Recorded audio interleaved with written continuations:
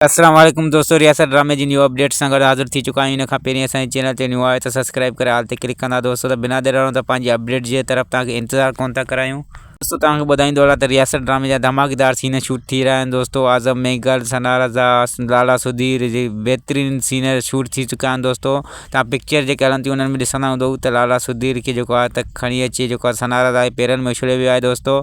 ऐं धमाकेदार scene shoot कया विया आहिनि दोस्तों। रियासत ड्रामो हिकु भरपूर ड्रामो हूंदो जंहिंमें प्यार मोहब्बत भी ॾेखारी वेंदी दोस्तों। ऐं हिन में एक्शन सीन जेके भरपूर हूंदा दोस्तों। ऐं तव्हांखे पिक्चर ॾिसी लॻंदो हूंदो त आज़म मेंगल उमेद अली कलवर जो टक्कर आहे। ऐं एजाज़ मल्ला साहब जेको आहे त हिन में जेको आहे त पुलिस जो कैरेक्टर निभाए रहियो आहे दोस्तों। ऐं एस भट्टी जेको आहे त आज़म मेंगल जो माण्हू हूंदो दोस्तों। पोइ हुनजो मामो हुजे, चाचो हुजे या पीउ हुजे, पर माना जेको आहे त आज़म मेंगल जे पासे हूंदो दोस्तों।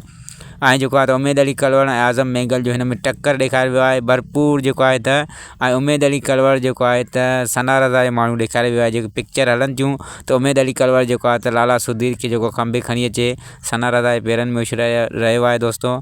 ऐं धमाकेदार हिन ड्रामे जा सीन वरिता विया आहिनि। एक्शन सीन जेके आहिनि त हिन ड्रामे में जेके भरपूर वरिता विया आहिनि दोस्तों। ऐं तव्हांखे ॿुधाईंदो हलां त हिन ड्रामे खे मक़बूलियत तॾहिं मिलंदी दोस्तों जीअं त नूर ज़हूर साहब जी लिखत आहे। ऐं जेको फर्ज़न मलिक खजू हुन सां जेको इंसाफ़ करे रहियो आहे त हिन पिक्चर में तव्हां ॾिसी रहिया आहियो त हिकु बहितरीन अंदाज़ में शूटिंग थी रहियो आहे। ऐं तव्हां कॾहिं बि हिन ड्रामे में मायूस न थींदा दोस्तों। ऐं तव्हांखे जेको वीडियो ॾिसंदव त दोस्तों अञा बि तव्हांखे इंतज़ारु वधंदो त हीउ ड्रामो कॾहिं ऑन थींदो। उमेद आहे त हीउ वीडियो तव्हांखे पसंदि आई हूंदी। वीडियो पसंदि लाइक सब्सक्राइब शेयर ज़रूरु कंदा। वरी मिलंदासीं न्यू अपडेट सां गॾु। ख़ुदा हाफ़िज़ दोस्तों।